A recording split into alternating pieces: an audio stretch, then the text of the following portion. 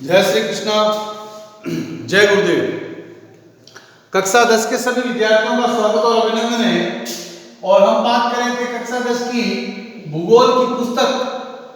और भूगोल की पुस्तक के अंदर हम बात कर रहे थे भारत की मिट्टियां। और भारत की मिट्टियों में हमने कल बात की थी जलोढ़ मृदा की।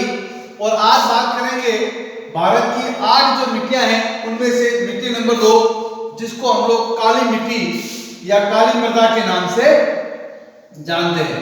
काली मिट्टी या काली मृदा। सबसे पहले तो इसके दो फैक्ट हैं कि इस मिट्टी को रेगूर मिट्टी के नाम से भी जाना जाता है और इस मिट्टी का निर्माण ज्वालामुखी विस्फोट से होता है। बात नंबर 1, काली मिट्टी को रेगूर मृदा कहा जाता है। पहली बात तो यह है। दूसरी बात यह है कि इस मृदा का निर्माण जो है ज्वालामुखी विस्फोट से होता है। ज्वालामुखी विस्फोट से होता है। जब भी कहीं कहीं पर ज्वालामुखी फूटती है और ज्वालामुखी के माध्यम से जो लावा निकलता है, उस लावा के कारण जो मिट्टी बनती है, इसी मिट्टी को हम लोग काली मिट्टी के नाम से जानते हैं। आगे बात यह है कि इसमें कई प्रकार के खनिज पाए जाते हैं, जैसे लोहा, मैग्नीशियम, एल्युमिनियम। इस काली मिट्टी के अंदर खनिज पदार्थ पाए जाते हैं और इन खनिजों में लोहा, मैग्नीशियम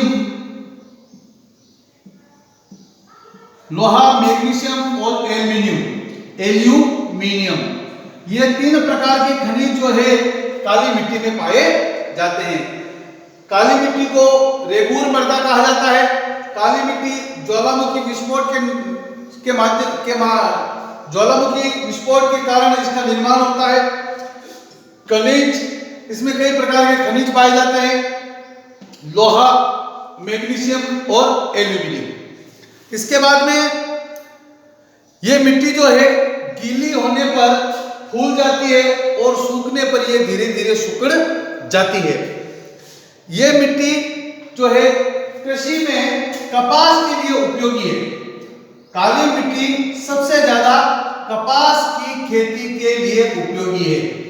कपास की खेती के लिए उपयोगी है, इसलिए इसको कपास मृदा के नाम से भी जाना जाता है। कपास मृदा या कपास मिट्टी के नाम से भी काली मृदा को जाना जाता है। इसके बाद में ये मिट्टी जो है भारत के लगभग 5 लाख वर्ग किलोमीटर क्षेत्रफल में पाई जाती है। ये भारत के 5 लाख वर्ग किलोमीटर क्षेत्रफल में पाई जाती है। कहां? 5 लाख वर्ग किलोमीटर क्षेत्र में ये काली मिट्टी पाई जाती है। और ये मुख्य रूप से भारत के अंदर मध्य प्रदेश, महाराष्ट्र, गुजरात, कर्नाटक और तेलंगाना। मध्य प्रदेश, भारत के अंदर ये मध्य प्रदेश में, महाराष्ट्र में, गुजरात में, कर्नाटक में और तेलंगाना में, ये 5 प्रांतों के अंदर मुख्य रूप से ये मिट्टी पाई जाती है। मध्य प्रदेश, महाराष्ट्र, गुजरात, कर्नाटक और तेलंगाना, भारत के लगभग 5 लाख वर्ग किलोमीटर क्षेत्रफल में यह पाई जाती है। और इसकी खास बात यह है कि इसके लिए सिंचाई की आवश्यकता बहुत कम होती है, क्योंकि ये मिट्टी चपचपी होती है और नमी धारण करने की पर्याप्त मात्रा क्षमता होती है और ये बहुत कम मात्रा में पानी जो है सोखती है। और साथ ही कपास उत्पादन क्षेत्र की काली मिट्टी को स्वतः कृष्ण मिट्टी के नाम से भी जाना जाता है। ये मिट्टी जो है इसको स्वतः कृष्ण मिट्टी के नाम से भी जाना जाता है। स्वतः कृष्ण मिट्टी के नाम से भी जाना जाता है। देखिए, भारत के अंदर 8 जो मिट्टियां हैं, पहली तो हमने कल बात की थी 5 प्रकार की जो जलोढ़ मिट्टियां हैं। उसके बाद में आज हमने बात की है काली मृदा।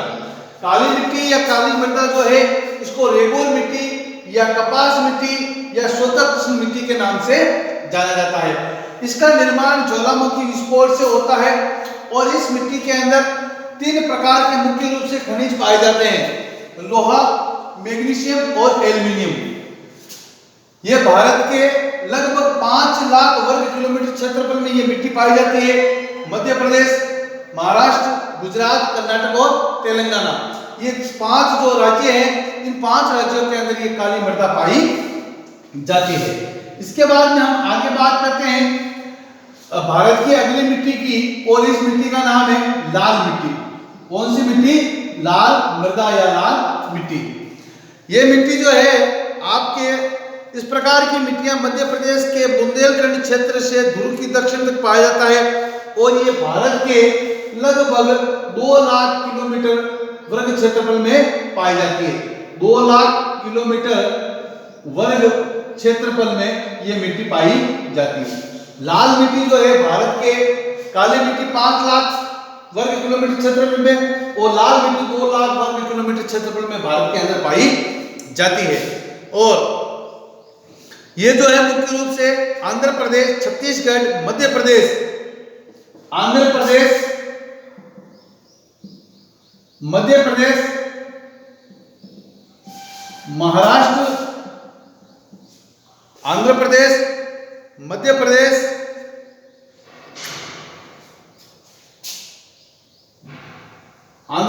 मध्य प्रदेश, बिहार, छत्तीसगढ़ और पश्चिम बंगाल, झारखंड, पश्चिम बंगाल, झारखंड के अंदर ये लाल मिट्टी पाई जाती है। लाल मिट्टी भारत के 2 लाख वर्ग किलोमीटर क्षेत्रफल में पाई जाती है। और भारत के आंध्र प्रदेश, मध्य प्रदेश, बिहार, छत्तीसगढ़, बंगाल और झारखंड, इन राज्यों के अंदर ये जो है मिट्टी पाई जाती है। और इसके अलावा ये राजस्थान के अंदर भी पाई जाती है। राजस्थान, महाराष्ट्र, तेलंगाना, कर्नाटक, राजस्थान, महाराष्ट्र, तेलंगाना और कर्नाटक के अंदर भी ये मिट्टी पाई जाती है। और इसके अंदर इस मिट्टी का निर्माण प्राचीन रेवदार रूपांतरित चट्टानों से हुआ है। याद रखना, लाल मिट्टी का निर्माण जो है रूपांतरित चट्टानों से हुआ है। रूपांतरित चट्टानों से हुआ है।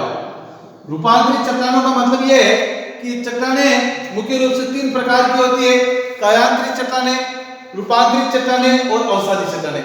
तो ये रूपांतरित चट्टानों के माध्यम से लाल मिट्टी का निर्माण होता है। और इस मिट्टी में भी कई प्रकार के खनिज पाए जाते हैं, जिसमें लोहा, मैग्नीशियम और एल्यूमिनियम, ये खनिज जो है इसमें पाए जाते हैं। लेकिन इस मिट्टी के अंदर जो है ह्यूमस तथा फास्फोरस की मात्रा कम होती है। ह्यूमस जैसे जीव जंतु के अवशेष और फास्फोरस की मात्रा की कमी पाई जाती है।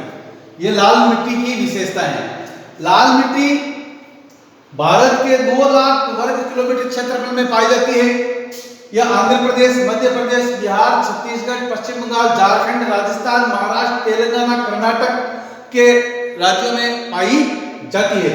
और इस मिट्टी का निर्माण रूपांतरित चट्टानों के माध्यम से हुआ है। और इस मिट्टी में भी कई प्रकार के खनिज पाए जाते हैं, लोहा, मैग्नीशियम, एल्यूमिनियम।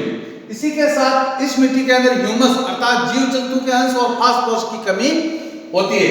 इस प्रकार से हम लोगों ने भारत की 3 मिट्टियों के बारे में अध्ययन कर लिया है, जलोढ़ मिट्टी, काली मिट्टी, लाल मिट्टी। और इसके बाद में हम लोग आगे बात करेंगे जिनका नाम है लेटराइट मिट्टी, वन मिट्टी, शुष्क मरुस्थलीय मिट्टी, लवणीय मिट्टी और पीटी या दलदली युक्त मिट्टी। तब तक के लिए धन्यवाद। जय श्री कृष्णा, जय गुरुदेव।